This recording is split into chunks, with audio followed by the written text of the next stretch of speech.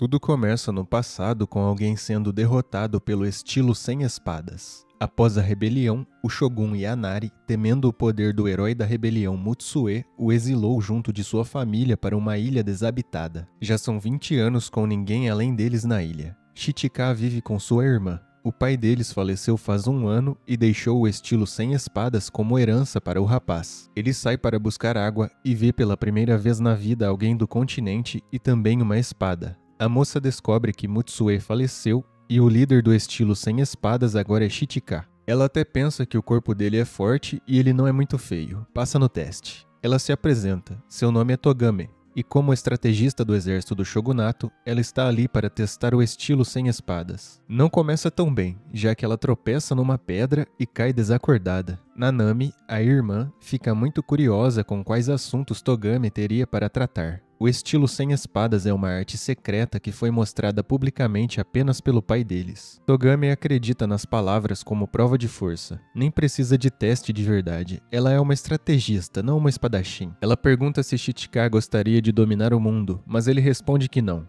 Por essa ela não esperava. Os irmãos vivem isolados ali por todo o tempo e não sabem praticamente nada das coisas que ela tenta explicar. Ela fala sobre um artesão chamado Shikizaki, que criou 1000 espadas com imenso poder. Alguns tentaram reunir todas, mas nunca conseguiram. Das 1000 espadas, existem 12 que acreditam ser bastante únicas. Fica parecendo até que as outras 988 foram um teste para criar essas 12. Togame foi para a ilha com ordens de recrutar o líder do estilo sem espadas para recuperar as 12. Dizem que um único espadachim derrota exércitos se tiver uma delas, e o atual governo teme que elas caiam em mãos que queiram se revoltar contra ele. Ela conta que os ninjas que foram encarregados de recuperar as espadas traíram eles, por isso ela não pode usar mercenários, e veio pedir ajuda dele. Ninjas e espadachins que conseguiram as espadas apenas desapareceram. Um espadachim que não trabalha com espadas nem por dinheiro é perfeito para o trabalho, por isso veio pedir ajuda a Shichika.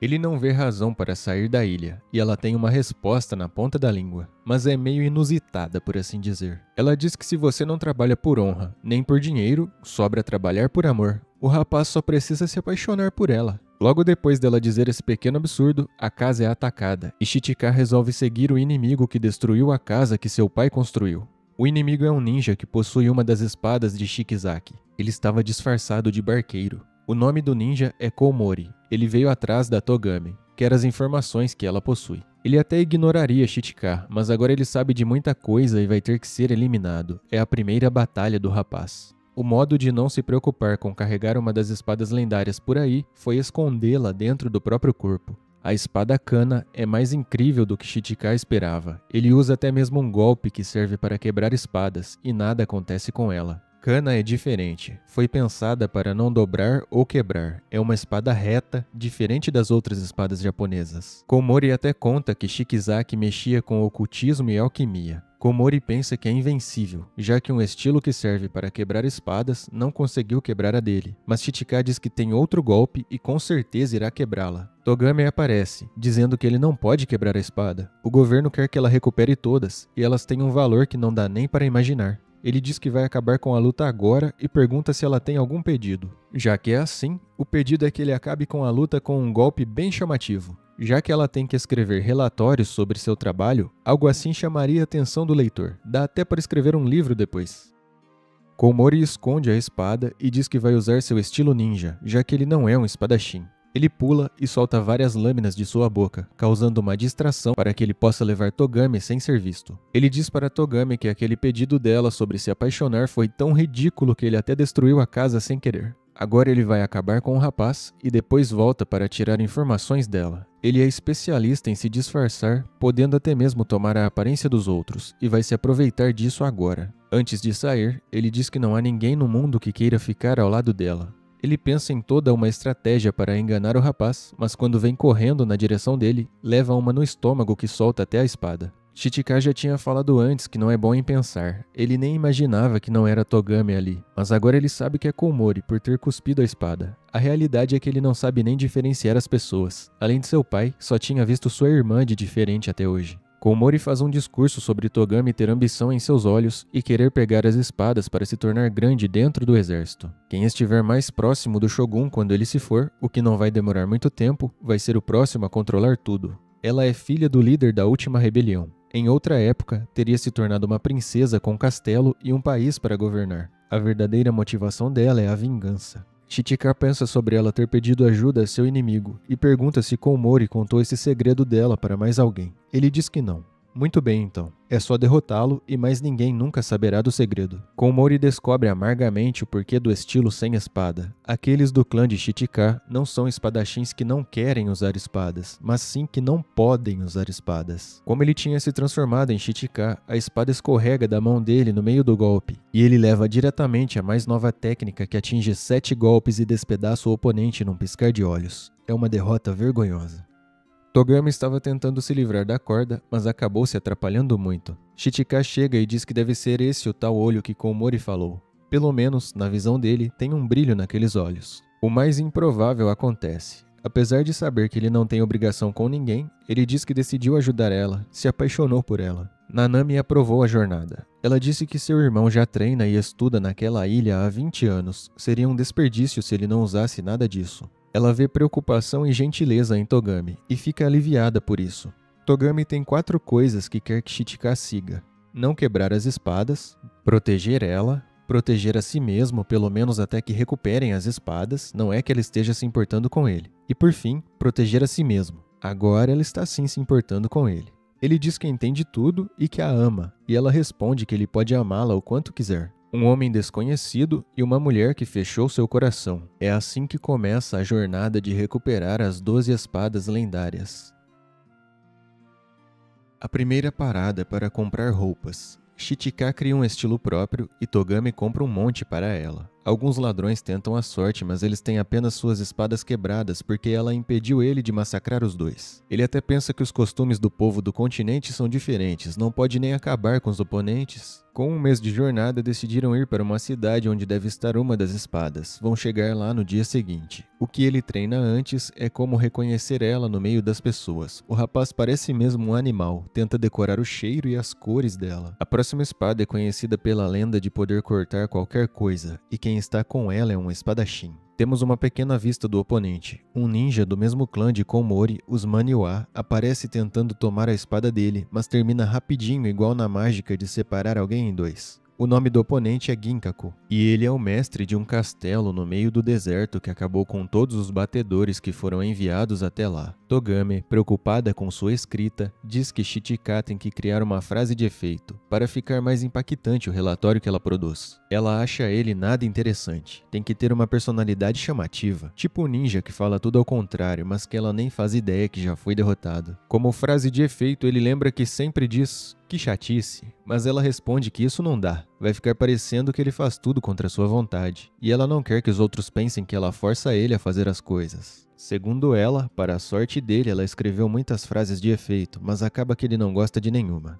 Ele se cansa de tanto ouvir falar sobre isso, e quando ela diz que poderia ser algo do tipo "mas, nesse momento, você vai estar em pedaços", ele apenas concorda para não ter que ouvir mais, diz que essa é boa. Ela conta a frase de efeito dela, é uma palavra que dizem em uma região, a palavra é Cheryo. Ela fala quando usa um golpe, parecido com quando treinam alguma arte marcial, mas a coitada confunde. A narradora explica que a palavra da região usada para elevar o espírito é Chesto. Cheryo é uma palavra estrangeira que significa adeus. Ela já está bem cansada e pensando quanto tempo falta para chegar no castelo. Ela só não esperava tropeçar no ninja derrotado e perceber que o castelo estava logo ali, protegido por um tipo de miragem para não ser detectado até que chegassem bem perto. Ela percebe que o exército de Maniwa deve estar se movendo para ir atrás das espadas também. Por isso eles devem agir o quanto antes. Melhor ainda, poder escrever que tomaram a espada daquele que derrotou um dos líderes do exército vai ser excelente. Eles entram no castelo e ele diz que é perigoso ela ir na frente, e ela começa a explicar que não vieram roubar, vieram negociar.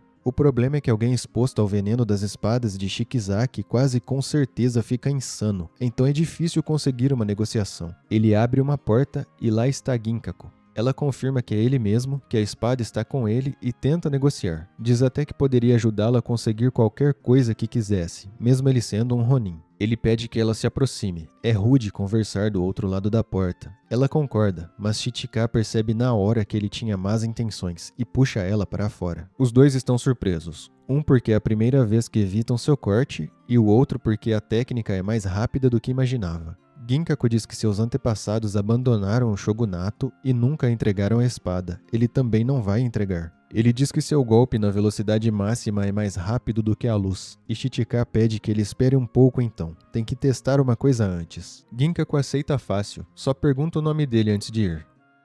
Lá fora, ele diz que só queria testar se Ginkaku deixaria eles partirem ou iria segui-los. A sala parece ser o território absoluto dele, perfeito para seu golpe. Se não entrarem lá, não serão atacados. O plano dele era que ela entrasse na sala e fosse partida em dois. Assim que Ginkaku saísse para tirar ela de lá, ele o pegaria. É claro que esse plano não é bom, então ele tem outro. Ela deve ficar atrás dele enquanto estiverem lá, porque pessoas com algo para proteger são fortes. Ginkaku pensa no quão ridículo é um estilo sem espadas e em como ele deve proteger aquele castelo, mesmo que todos tenham abandonado a terra. Um espadachim precisa de algo para proteger. Chichika volta dizendo ter algo para usar contra a técnica de Ginkaku. Ele toma a postura igual de um corredor e se prepara. Ginkaku calcula uma distância de 3 passos e golpeia no terceiro, mas não dá certo. Ele é quem é atingido. Chichika se assustou na hora e não foi com tudo, e agora Ginkaku está bem esperto nos movimentos do rapaz. Ele admira a técnica de Chichika, mas diz que não vai funcionar de novo.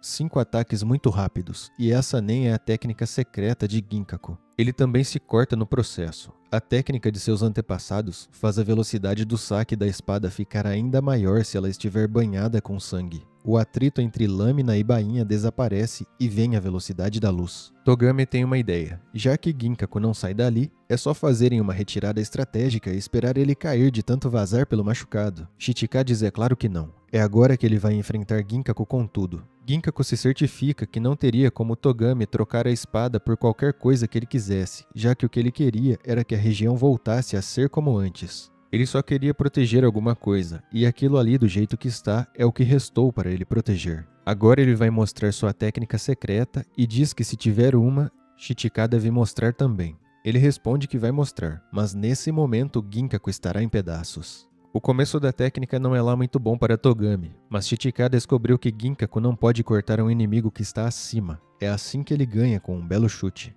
Ela fica bem irritada com ele ter usado ela como parte do golpe. Chichika aprendeu com a batalha que não é porque uma pessoa tem algo para proteger que ela vai se tornar forte, e também que há pessoas que precisam de algo para proteger para continuar vivendo. Ele pergunta o que vai acontecer com aquela região, e ela responde que provavelmente vai perecer em algum momento. O shogunato a abandonou, mas deve continuar existindo por muito tempo, talvez não como um castelo. Para ela, nem espadachins nem espadas podem vencer a natureza. Chichika concorda e pensa que as últimas coisas que Ginkaku diz foram bem legais. Seriam frases de efeito? Ela diz que não, eram últimas palavras, mas Chichika está proibido de pensar nas suas próprias por enquanto. Por fim, vemos Ginkaku pensando que finalmente pôde dormir em paz. A próxima parada é num santuário. Para chegar nele, uma escada de 1000 degraus, que Togame diz que pode subir sozinha, mas um tempo depois já pede ajuda, dizendo que é tão fraca que um vento forte levaria ela embora. A líder do templo é Meisai, que na realidade era uma bandida, mas deixou essa vida 7 anos atrás. O nome Meisai nem era dela, era do sacerdote antigo. Ali é um santuário militarizado. Meisai diz que se são ordens do shogunato devem ser urgentes. As sacerdotisas dali acabaram com os pais, as famílias e até os próprios clãs. Togame pede para conversar a sós e Meisai serve uma bebida antes, e diz que agora que beberam juntas são amigas. Ela já desconfia que a visita seja por causa da espada. A espada em posse de Meisai é conhecida por ter sua força em números. Existe a original que está com ela e outras 999 cópias que estão com as sacerdotisas. Por ser do shogunato, Togame conhece bem a situação da região e diz que poderia ajudar a resolver em troca da espada. Meisai pergunta quem é aquele lá fora e Togame explica quem ele é. Meisai fica empolgada com o estilo sem espadas e diz que entrega a espada dela se aceitarem algumas condições. Togame conta o acordo. Ela vai ter que encontrar a espada original entre as 1000 que estão no santuário sem a ajuda dele. Depois, ele tem que enfrentar Meisai. Se vencerem, levam a espada. Se perderem, Meisai fica com as 2 que eles têm. Meisai percebeu algo em Togame. O cabelo de alguém só fica daquele jeito se acontece algo importante e ela parece ter um forte desejo de proteger sua verdadeira identidade. Parece ser filha de algum senhor feudal e estaria bem se o mundo fosse outro. No outro dia, antes de sair, Togame diz duas coisas para Chichika. A primeira é que quando ela perguntar se algo fica bem nela, ele sempre responde que sim. A segunda é que ela vai descer para checar as sacerdotisas e acenderá uma tocha para ele buscá-la quando terminar. Não deve sair por aí antes disso. Enquanto faz sua investigação, Togame é atacada de repente por uma das sacerdotisas. Quem interfere e a protege é Meisai, que fica cercando a sacerdotisa até que ela pare de atacar por conta própria e desabe chorando. Enquanto Togame agradece Meisai pela ajuda, chega uma nova pessoa por ali.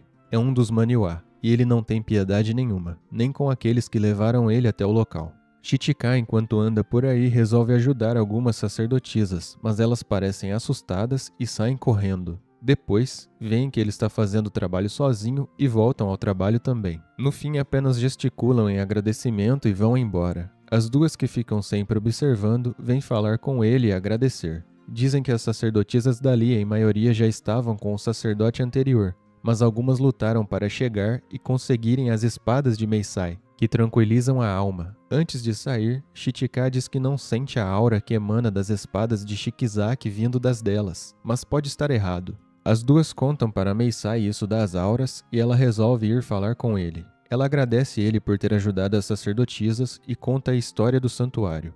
Todas sofreram nas mãos de alguém e foram abandonadas. Portanto, as espadas que carregam são um mal necessário. Ela entregou as espadas para as sacerdotisas usarem o veneno de Shikizaki como remédio. Segundo ela, muito remédio vira veneno, mas às vezes o veneno pode ser remédio. As espadas devem ajudar a recuperar as mentes corrompidas. Não é certeza que as 12 espadas têm um poder além da compreensão humana. Mas Meisai diz que parece funcionar, pelo menos viu diferenças enquanto está com elas por 7 anos. Mesmo que se tire o veneno, uma mulher com o poder de uma espada pode se igualar aos homens. Os talismãs que cobrem o rosto são apenas para proteção, já que muitas das mulheres foram marcadas como criminosas. O nome da espada é Tsurugi, e para aquelas mulheres, carregar a Tsurugi permite ter foco. A espada é a alma e coração delas, por isso Meisai não pode entregar Tsurugi. Quer salvar mais 2 mulheres inclusive, conseguindo as 2 espadas que os viajantes possuem.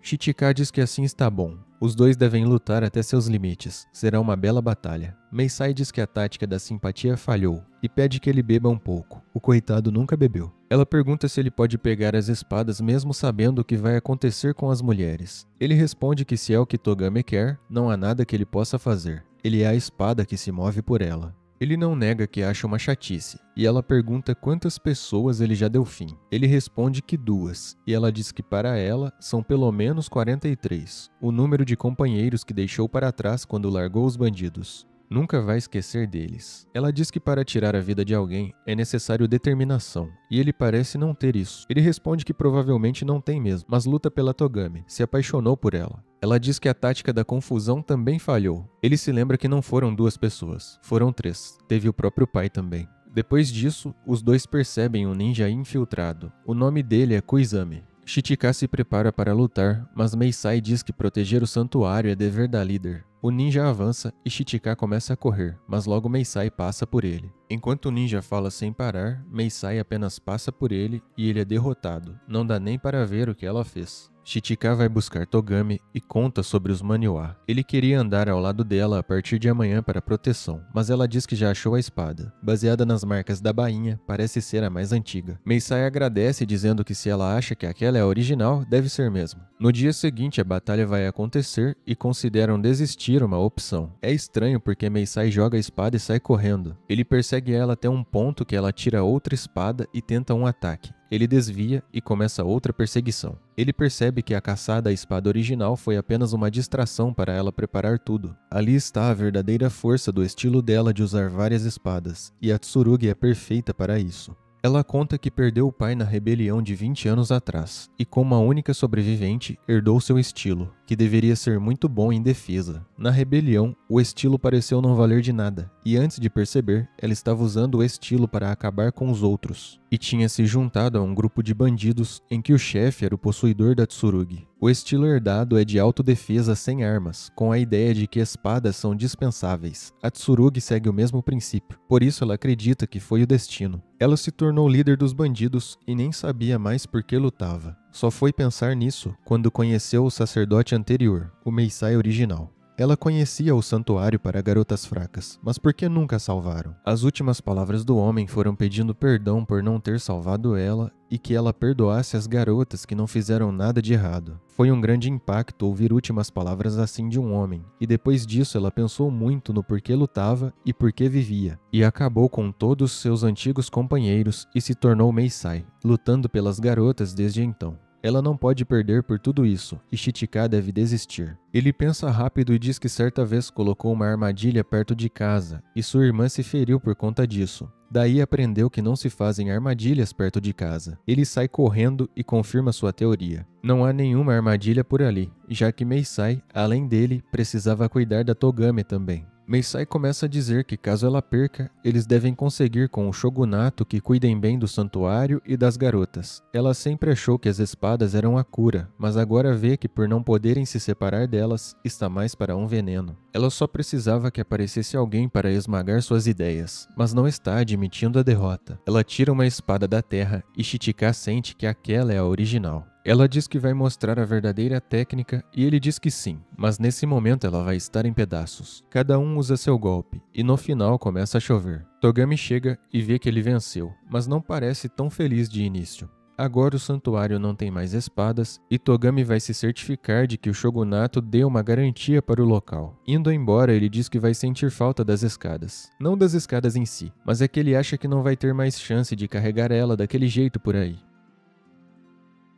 O próximo oponente é um homem que perdeu a maior parte de sua humanidade depois de se devotar demais à arte da espada. É um espadachim formidável, conhecido como o mais forte do Japão. E ele foi bem direto, mandou uma carta requisitando um duelo pela espada. Em meio às preocupações, Togame se pega pensando que Chichika não parece ligar muito para mulheres. Atacou a Meisai sem hesitar. Como será que ele se apaixonou por ela então? Deixando isso de lado, o duelo está marcado e vai acontecer em uma ilha. No mar, falando justamente sobre o casal que está reunindo as espadas, estão mais ninjas do Maniwa. Eles voam como borboleta, ferroam como abelha e consomem como louva-a-Deus. Trabalhando juntos, eles formam um esquadrão inseto. Togame pensa que se o espadachim sabe que eles têm 3 espadas, Maniwa também pode saber, e deve estar se movendo, e ela realmente está certa. Mas por enquanto eles não estão atrás dos dois, eles estão na ilha onde Chichika nasceu, e planejam pegar a irmã dele. O líder do esquadrão é o louva-a-Deus, e ele diz que ele vai pegá-la. Sendo filha do herói da rebelião, ela deve saber alguma coisa também. As técnicas dele seriam mais eficazes. Ele deixa seu cristal rubro como forma de avisar os outros se algo acontecer. Assim eles finalizam o trabalho.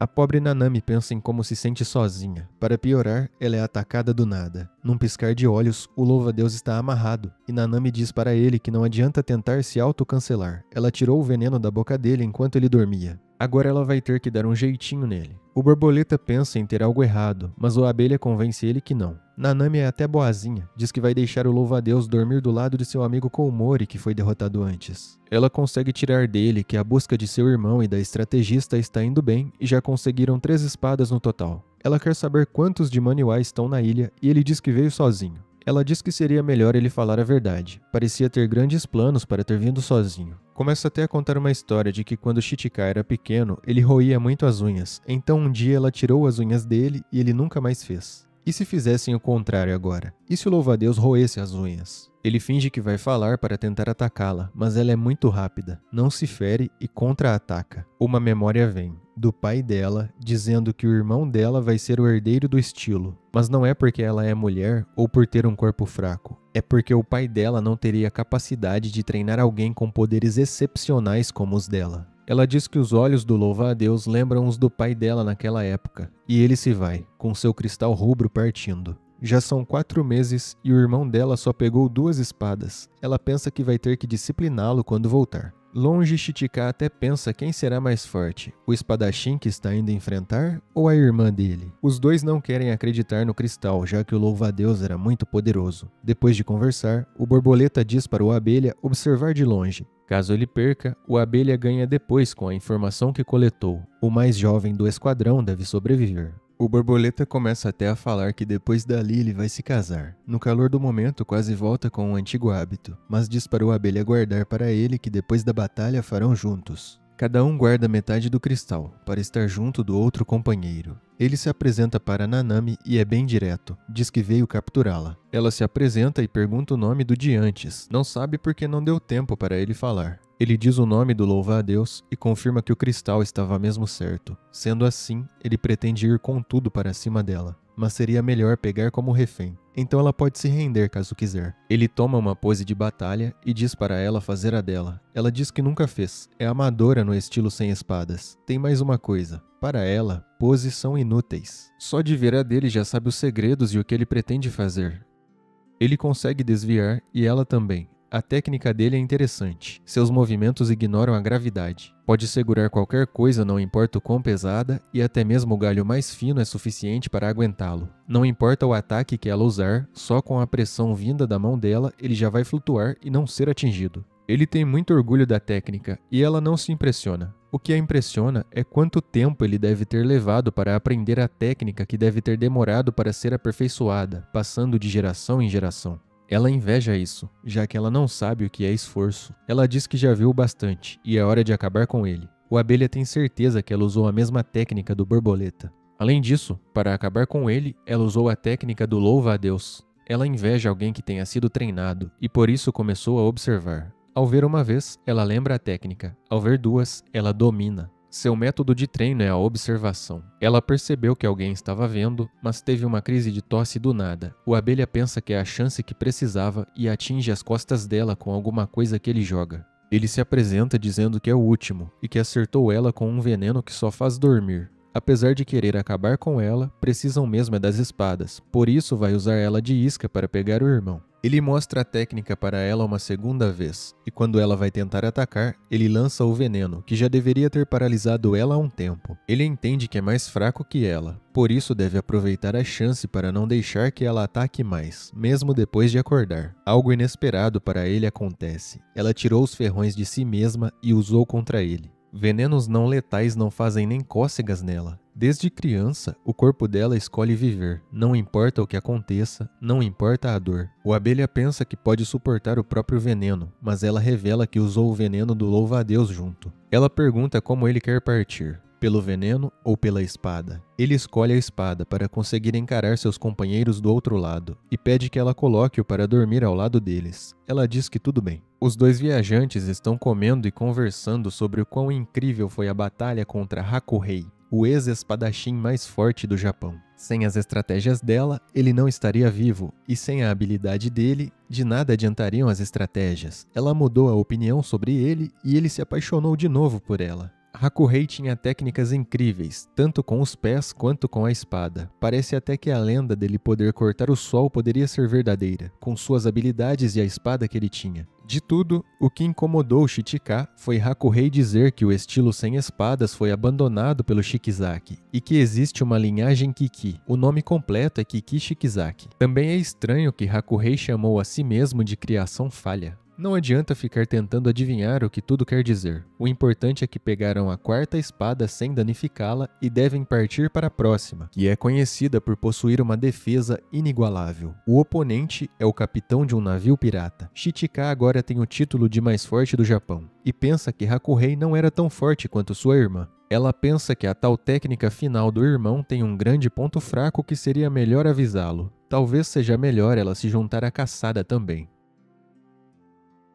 Os dois viajantes estão chamando atenção por onde passam e ganhando experiência em batalhas. O próximo destino deles é um lugar que tem até uma arena, e é lá que está o próximo oponente, o capitão dos piratas que usa uma armadura. Aquela armadura é a Yoroi, a espada forjada como uma armadura ocidental. A localidade tem várias fontes termais, um ótimo lugar para tomar um banho e recuperar os ferimentos. Mas Chichika está indo tão bem que de todas as batalhas que ele lutou não teve um ferimento. Está ótimo, nem mesmo um arranhão. Togami diz que se quiserem podem passar a agir de forma mais calma e sorrateira. Ela tinha lá suas dúvidas sobre Chichika no início, porque já foi traída diversas vezes, mas agora tem certeza absoluta que não vai ser traída. Chichika diz que é claro que não vai traí-la, e se apaixonou cada vez mais por ela durante a jornada. Ela diz que não parece muito, estão juntos numa termal e ele nem tenta nada. Ele até pergunta o que ela quer dizer. Foi ela quem convidou ele ali? O rapaz é inocente. Hora da explicação. A Yoroi foi feita para defender e não para atacar. As articulações das partes da armadura são feitas de lâminas afiadas, difícil de perceber à distância. É necessário muito esforço mesmo para arranhá-la, mas Chichika não pode danificar as espadas mesmo.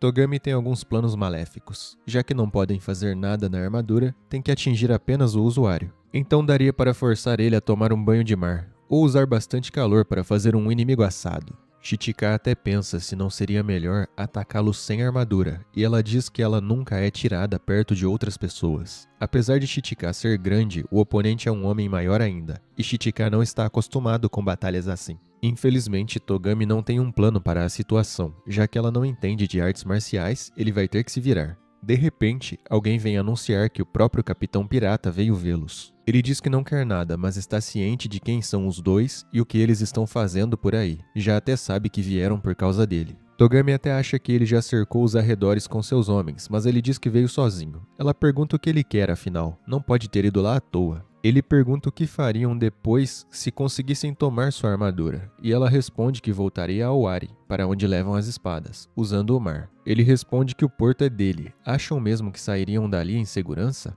Ele veio propor um duelo. Se Chichika vencer, ele entrega sua armadura, e ninguém interfere mais, mas tem algumas condições. Ele sabe que o shogunato não apoia a pirataria, mas quer que Togami ajude com a imagem dele. Ali onde eles estão, as lutas foram proibidas por ele, mas lutando lá onde tem a arena ajudaria muito a movimentar o comércio local. Uma luta contra o atual mais forte do Japão. Ela diz que está muito bom se vencerem, mas e se perderem para ele, o que acontece? Ele diz que a situação ainda fica boa para ela. O que ele quer é que ela seja sua mulher, e ele mesmo vai continuar ajudando-a. Chichika mostra sua técnica que permite atingir dentro da armadura. Pode atingir qualquer coisa com ela. Pele, músculos, órgãos, ossos. Depois acontece uma situação em que Chichika age por impulso, derrubando Togami enquanto ela fala sobre a proposta do pirata. Parece que ele estava com ciúmes ou algo do tipo, mas não entendia o que estava fazendo. Ele até fala que se fosse melhor para ela seguir sem ele, mas com o pirata, ela deveria fazer. E ela fica impressionada com ele poder ser tão desapegado. Mas antes de concluir a fala, chega mais alguém querendo vê-los. É o líder do Esquadrão Pássaro, um dos 12 líderes. É essencialmente o líder do exército de Maniwa. Ele diz que veio só para conversar, mas Togami é muito desconfiada e diz que seria melhor acabar com ele ali mesmo. Ele diz que daria seu braço esquerdo caso ela estivesse disposta a apenas ouvi-lo. Ela diz que não precisa, mas ele já fez. É um cara bem determinado. Pergunta sobre 3 companheiros que perdeu, mas os 2 ali não sabem. Ele não vê a situação atual como algo muito vantajoso para Maniwa, então veio propor uma aliança temporária.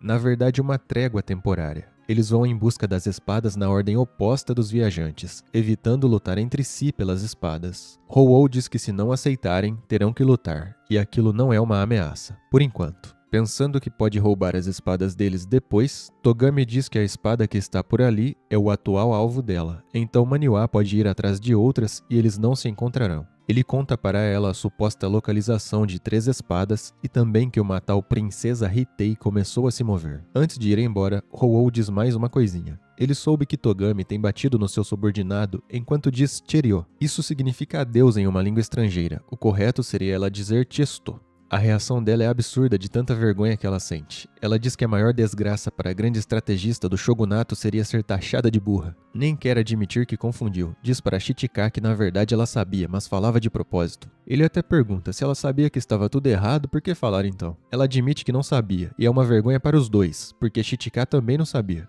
Ele confessa que na verdade ele sabia sim, e a reação dela é mandar mais um Cheryo. Parece que não tem jeito. Hou encontra alguns piratas locais, mas acaba com eles tão rápido que nem é mostrado. Avisam o capitão que aceitaram a proposta e a história dele é mostrada rapidamente. Piratas tiraram ele de uma garotinha e mais tarde ele cresceu e se vingou com a armadura. Togami lembra muito a garotinha. O capitão diz que se Chichika quiser, pode desistir, e ele lembra que Togami pediu para vencer sem incapacitar o capitão permanentemente. O capitão diz que ele deve mostrar a força do homem que acabou com Hakurei, e ele responde que vai mostrar e já manda a frase de efeito. Ele planejava acabar com tudo num único golpe, aquele que acerta dentro da armadura, mas não deu certo, e ele fica confuso. O capitão diz que a armadura não vai ser perfurada por técnicas assim, e a luta continua. Ele também diz que Chichika deve ter determinação para aceitar a derrota, e antes que ele pudesse pensar muito sobre isso, Togami começa a gritar que mandou ele vencer, não deu permissão para desistir. É óbvio que ela nunca confiaria num homem que não mostra seu rosto nem tira sua armadura para poder entrar com ela em uma fonte. Tudo bem se uma técnica não funcionou. Chichika, se for mesmo apaixonado por ela, deve usar a força bruta de um corpo forjado como aço por mais de 20 anos. O rapaz pensa que tem pensado demais e diz para o capitão vir. Agora sim vai ser um espetáculo para a plateia. O capitão resolve mostrar uma técnica exclusiva passada pelos piratas Yoroi, mas no fim, a força bruta de Chichika é mesmo superior. Ele até agradece o capitão dizendo que finalmente entendeu que mesmo tendo sua própria existência resumida a uma simples espada, ele ainda é humano. E tem mais algo que ele diz: não toque na minha mulher. Eles ficam sabendo que não houve nenhum grande ferimento apesar da derrota, e que Togami lembra muito a irmãzinha do capitão. Chichika diz que ela deveria ter ido vê-lo, mas ela responde que não é cruel para dar falsas esperanças a um homem. Ela acha que o mais educado seria partir rapidamente. A pergunta é importante: como ele sabia que Cherio estava errado? Ele diz que ouviu o pai falar o certo, mas ela falava errado com tanto entusiasmo que talvez ele que tinha entendido errado. Ela solta mais um Cherio antes de sair. Não mudou nada mesmo. Se você está assistindo no futuro, já clica aí do lado para assistir o próximo episódio, mas se você está assistindo no dia do lançamento, clica no outro botão para se inscrever e não perder os próximos.